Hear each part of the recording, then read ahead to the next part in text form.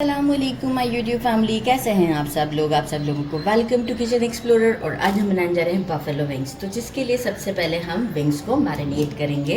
तो सबसे पहले मैंने ले लिया है 1 kg विंग्स, और स्किन के साथ लें तो ज़्यादा अच्छा रिजल्ट आएगा, और स्किन के बगैर लेंगे तो भी थोड़ा सा फ़र्क, हल्का सा फ़र्क पड़ता है, ज़्यादा नहीं पड़ेगा, लेकिन स्किन के साथ अच्छा रिजल्ट आता है। अच्छे से वॉश कर लिया है, इसे सारा पानी ड्रेन कर दिया है। हमें चाहिए होगा पिकल का सॉस, जो रैलिश होती है। अगर ये नहीं है तो आप लेमन जूस यूज़ करेंगे तो हाफ लेमन यूज़ करेंगे, इतना सारा ये नहीं यूज़ करेंगे। तो ये मैंने पिकल सिरप लिया है हाफ कप। मिल्क लेंगे मेजरिंग 1.5 कप के करीब, और 1 टीस्पून हम लेंगे वाइट पेपर। बस सिंपल सा काम है हमारा कि पिकल जूस हम ऐड कर देते हैं, मिल्क ऐड कर देते हैं,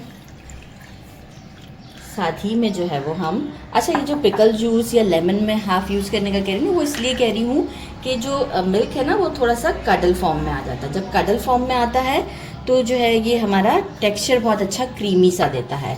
इसे हम एक अच्छा सा मिक्स दे देते हैं और इसे रख देते हैं 2 आवर्स के लिए फ्रिज में। फिर मीनवाइल हम रेडी करेंगे हमारी बफेलो सॉस प्रिपेयर कर लेते हैं, जिसके लिए हमें चाहिए 50 ग्राम बटर। फ्रिज में रखना चाहिए, तो मतलब फ्रिज में रखा हुआ हो तो ज़्यादा बेटर है। और ये सॉल्टेड है, आप अनसॉल्टेड भी यूज़ कर सकते हैं।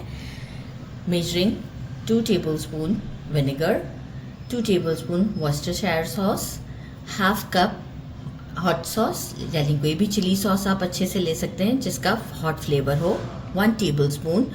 ये ज़्यादा हॉट है तो जो है बफेलो विंग्स एक्चुअली काफ़ी हॉट होते हैं, तो 1 tablespoon hot sauce, 1 teaspoon red chilli powder, 1 pinch salt, half teaspoon हमने लिया है गार्लिक पाउडर। यहाँ हम क्या करेंगे, इन सब चीज़ों को हम इसमें डाल देते हैं, और इसके बाद हम पैन पे लेके चलेंगे इसे, स्टोव पर सॉरी, ताकि जो है वो हमारा काम आसान हो जाएगा। स्टोव पर बस हमें इसको हीट देना है। कंसिस्टेंसी जितनी आपको चाहिए उतना आप उसे रिक्वायर्ड उतना गाढ़ा आप कर सकते हैं। हाफ कप बफेलो सॉस काफ़ी हॉट होता है। अच्छा, मार्केट में भी मिलता है, अगर कि आपको मार्केट से लेना है तो आप मार्केट से भी ले लें, नहीं तो घर में भी ये आसानी से बन जाता है, कोई इशू नहीं होता, बहुत सिंपल सा है। तो बिल्कुल मैं तो घर में ही बना लेती हूँ अक्सर। इस तरह की डिशेस होती हैं। 3 टेबलस्पून, थोड़ा सा स्पार्कलिंग अच्छा लगेगा। और 1 टेबलस्पून हम ऐड कर देते हैं हॉट सॉस स्पाइस के लिए। तो बस फिर चलते हैं स्टोव की तरफ और इसे कुक करते हैं, और आपको बताते हैं कि किस मोमेंट तक आपको इसकी कंसिस्टेंसी रखनी है। मीडियम फ्लेम पर कुक करते हुए मुझे इसे 3 से 4 मिनट हुए हैं, और ये आप कंसिस्टेंसी चेक कर सकते हैं। ये बिल्कुल गुड इनफ है।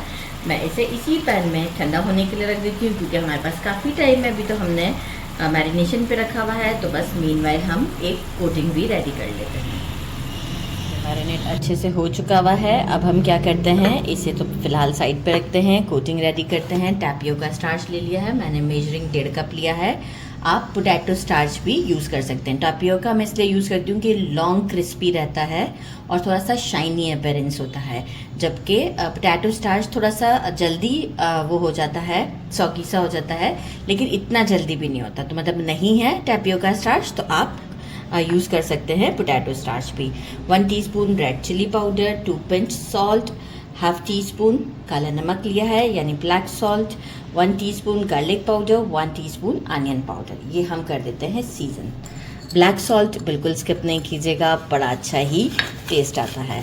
अच्छा, टैपियोका स्टार्च जो है वो काफ़ी आपको कंपैरेटिवली दूसरे स्टार्च की निस्बत दानेदार भी लगेगा, और इसका क्रिस्प तो बहुत ही अच्छा होता है, क्योंकि जो है वो हम इसमें इसे काफ़ी चीज़ों में यूज़ कर चुके होते हैं। बहुत अच्छा टेस्ट भी, बहुत अच्छा टेस्ट देता है, और हेल्दी भी होता है काफ़ी।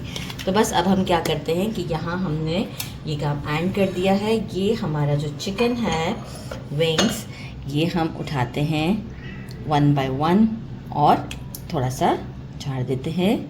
एक वक्त में मैं 2 को, या एक वक्त में हम 1 को ही करके आपको शो करते हैं। ये डाला, शेक किया, बस ओवर शेक करने की ज़रूरत नहीं है। टैपियोका सेल्फ ही काफ़ी क्रंची होता है, तो कोई हमें इसे क्रम्स नहीं देने हैं।